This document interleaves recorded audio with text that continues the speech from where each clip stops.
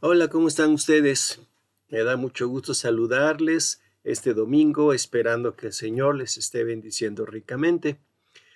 El día de hoy yo quiero compartir con ustedes un pasaje de la Escritura o una parte de un pasaje de la Escritura que hemos estado considerando a lo largo de la semana.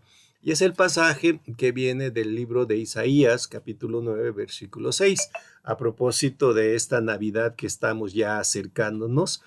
En el pasaje de Isaías dice de la siguiente manera: porque un niño nos es nacido, hijos nos es dado, y el principado sobre su hombro, y se llamará su nombre admirable, consejero, Dios fuerte, Padre eterno, príncipe de paz.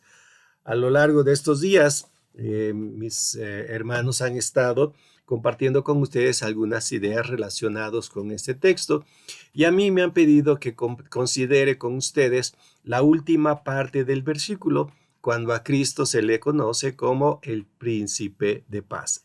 Ese término, que es un término muy usado dentro de nuestra cultura evangélica. Si ustedes conocen un poquito, se darán cuenta de que hay muchas iglesias que adoptan precisamente este nombre para llamarse así, ¿verdad? Iglesia Príncipe de Paz. Bueno, yo me he preguntado realmente qué es lo que realmente significa esta frase. ¿A qué nos referimos cuando estamos diciendo que Cristo es el príncipe de paz? Para nosotros que vivimos en una cultura no monárquica, el concepto de príncipe es un poquito extraño. No es algo con lo que lidiamos, con lo que vivimos cada día. La palabra príncipe para nosotros muchas ocasiones nos lleva a pensar, yo creo que en aquellos cuentos de Hans Christian Andersen, recuerdan ustedes, ¿no? En donde siempre hay una princesa, hay un príncipe, ¿verdad? Hay un rey y todo esto. Y a veces pensamos que eso es precisamente ser un príncipe, una persona que vive entre los lujos, que vive en un palacio, etcétera.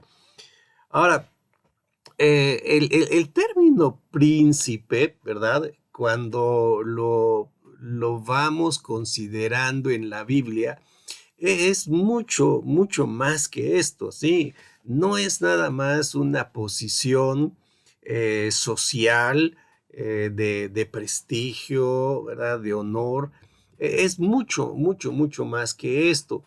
Este concepto, cuando nosotros lo encontramos en la escritura, en realidad hace referencia a una persona que tiene dos cualidades principales y que en ocasiones nosotros no las consideramos muy bien. La primera cualidad es la cualidad de tener autoridad. En la Biblia, la palabra príncipe no solamente se utiliza para referirse al hijo del rey. La palabra príncipe también se utiliza, por ejemplo, cuando se habla de los capitanes del ejército, se les llama los príncipes de, ¿verdad? O las personas que tienen autoridad sobre el pueblo, en este caso los ancianos, ¿verdad? También se les llamaba príncipes. Entonces, el término príncipe dentro de la Biblia tiene mucho que ver con ese tema de autoridad. Un príncipe es una persona con autoridad. Además de esto, en el Antiguo Testamento, al concepto de príncipe se le agrega otro. No solamente es el concepto de la autoridad, sino que también es el concepto del poder. Fíjense, una cosa es que una persona tenga la autoridad y otra cosa es que la pueda ejercer. Eso lo vemos muy seguido dentro de nuestras culturas, ¿verdad? Una persona que tiene autoridad, pero que puede ser manipulada. Una persona que con autoridad puede ser inducida a hacer cosas que él no quiere. ¿Sí? Y muchas veces esa autoridad se ve coaccionada o se ve limitada. Estos dos conceptos, esas dos ideas, aparecen dentro de la palabra príncipe en la Biblia. Una persona que tiene autoridad, pero que también tiene el poder para ejercerlo. Por esto, como decía yo antes, el término príncipe se aplica, por ejemplo, decíamos, a militares, ¿sí? A los capitanes del ejército de Israel, a los que encabezaban al ejército, porque ellos tenían que mandar al ejército, pero también tenían el poder para hacerlo. Son dos conceptos o dos ideas que vienen aquí, unidas al concepto príncipe. Ahora, teniendo esto en mente, cuando vamos al libro de Isaías y leemos el texto, ¿verdad? Nos preguntamos por qué se menciona a Cristo con este título. ¿Por qué es que a Cristo se le denomina el príncipe de paz? Además de los demás títulos que se le dan en el pasaje, ¿sí? ¿Por qué a él se le denomina el príncipe de paz? Eh, para contestar esta pregunta tenemos que ir un poquito al fondo histórico del libro y especialmente del pasaje que tenemos en cuestión. Si leemos un poquito antes el libro de Isaías, ya desde el capítulo 7 en adelante, vamos a encontrarnos que Israel como nación estaba completamente dividida. Había un Israel que vivía en la parte norte del territorio y un Israel que vivía en la parte sur del territorio. Los que vivían en la parte sur del territorio de Palestina eran gobernados por la descendencia de David, y los que estaban en el norte eran gobernados por otra descendencia, no eran de la familia de David. Esto había ocasionado que hubiese guerras entre ellos, ¿sí? De pronto la nación se dividió completamente y solamente en el sur quedó la tribu de Judá y de Benjamín. Eran las únicas dos tribus, y las otras 10 tribus se fueron al norte, que vivían en el norte, se desligaron, por decirlo así, de la alianza que tenían todas las tribus. Las guerras fueron constantes. Muchas veces las tribus del norte, que se le llamó Israel, hacían alianza con otras naciones para invadir a Israel, para invadir a Judá. Y lo que sucedió es que Judá fue cada día sintiéndose más oprimida, hasta el punto de pensar que iban a perder todo lo que tenían, ¿sí? Esta era la situación que estaban viviendo precisamente en este tiempo cuando Isaías habla al pueblo, ¿sí? Y les comunica lo que Dios tiene en mente para ellos, para el pueblo de Judá, para Jerusalén. ¿Qué fue lo que les dijo? Bueno, cuando empezamos a leer Isaías, empezamos a observar que Isaías les dice que va a haber un futuro, que toda esa oscuridad, que toda esa muerte, que todo ese cautiverio que estaban ellos viviendo en sí mismos iba a desaparecer, que Dios tenía esperanza para ellos y que esa esperanza estaba precisamente en el Mesías. Ese Mesías que aquí Isaías lo describe con estos títulos, ¿no? Cuando dice que un niño nos es nacido, que un hijo nos es dado y que va a llamar su nombre admirable, consejero, Dios fuerte, Padre eterno y príncipe de paz. Isaías le está diciendo al pueblo, cuando venga este niño, las cosas van a cambiar. No cambiaron cuando Isaías habló. El pueblo siguió teniendo problemas. Y el pueblo tuvo que empezar a desarrollar una esperanza que en muchos casos ha sido llamada esperanza mesiánica. ¿Esto qué significa? Que el pueblo estaba esperando la llegada del Mesías.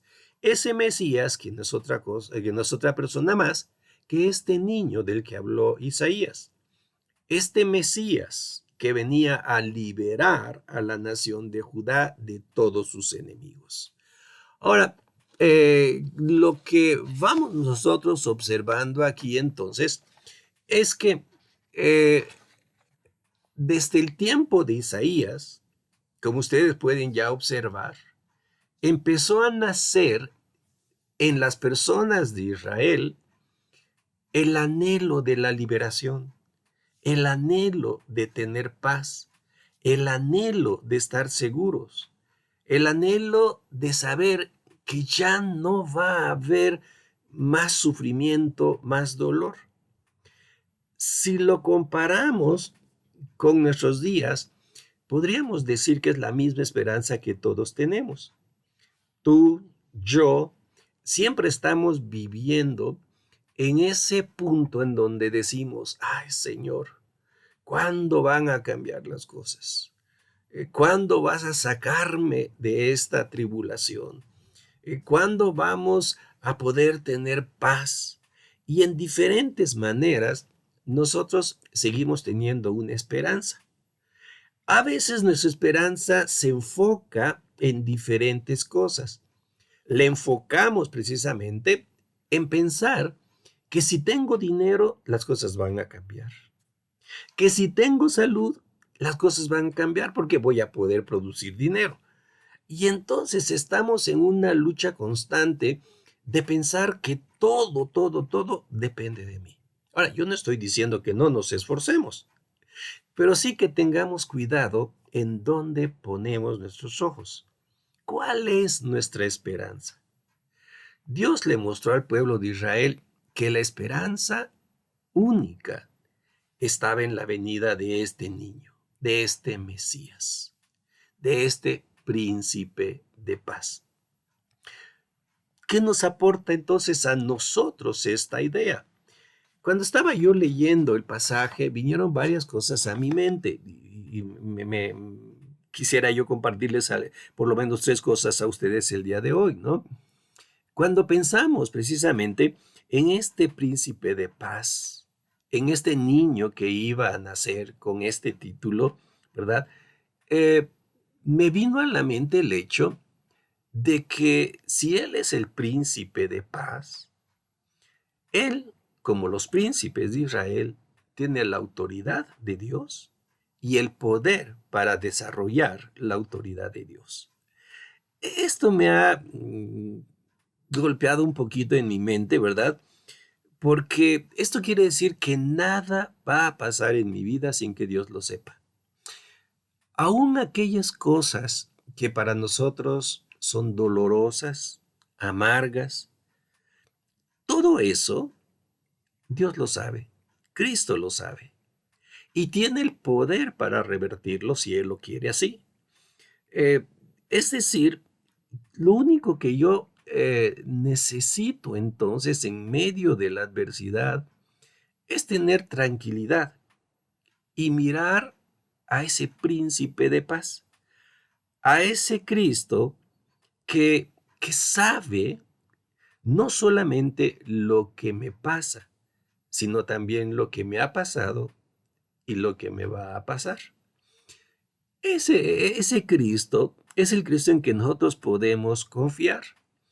Me viene a la mente mucho precisamente cuando el apóstol Pedro, poco antes de que Cristo fuera prendido y llevado a las autoridades, recibió el anuncio de parte de Cristo cuando le dijo que lo negaría 3 veces.